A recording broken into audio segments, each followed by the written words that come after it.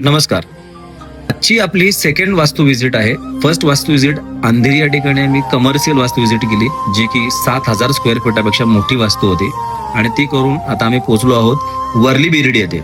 Worli बिर्डीमध्ये F बिल्डिंगमध्ये नुकतंच लोकांना पोझिशन मिळालेलं आहे, तर इथे वास्तू परीक्षणासाठी आता आम्ही पोहोचलो आहोत. घराची जे मुख्य द्वार आहे ते असायला पाहिजे चौकट पूर्ण, तर हे त्रिकूट झालेलं आहे. उंबरटा जो आहे तो तुमचा असायला पाहिजे लाकडाचा उंबरटा आणि सागाच्या लाकडाचा उंबरटा, म्हणजे चौकट ही जी आपली आहे ही पूर्ण होईल. म्हणजे घरामध्ये आग्नेय दिशेचा कट आलेला आहे आणि घरामध्ये ईशान्य दिशेचा कट आलेला आहे. आता घरामध्ये जेव्हा ईशान्य दिशेचा कट येतो तेव्हा घरातल्या कर्त्या स्त्रीला मानसिक त्रास आणि शारीरिक त्रास होतो. पुढे जर आपण पाहायला गेलो तर साऊथ ईस्ट येते आणि साऊथ ईस्टचा कट ज्यावेळी असतो त्या प्रत्येक ठिकाणी ठरवलेल्यापेक्षा जास्त व्यय होणं, कारण हे आग्नेय दिशे ते व्यय स्थान तो पंचमाचं अष्टम स्थान येतं.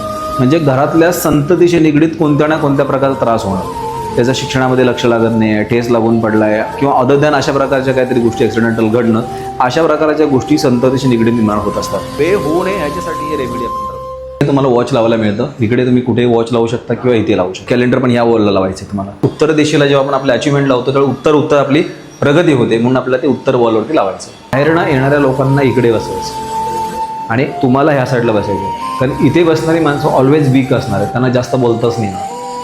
आणि इकडे जर ते बसले ना तुम्हाला बोलायला ऐकणारच नाही. म्हणजे इथे बसणारा एक माणूस असेल ना, तो समोर 15-20 माणसं जर उभा राहतील ना, त्या 15-20 माणसांना तो ॲन्सर करू शकतो. तुमचा एखादा महत्त्वाचा इम्पॉर्टंट कॉल आला तर तो तुम्ही इथे बसून अटेंड करू शकता, किंवा कधी तुम्हाला असं वाटलं तर डोअरकडे फेस करून सुद्धा तुम्ही तो कॉल उचलू शकता.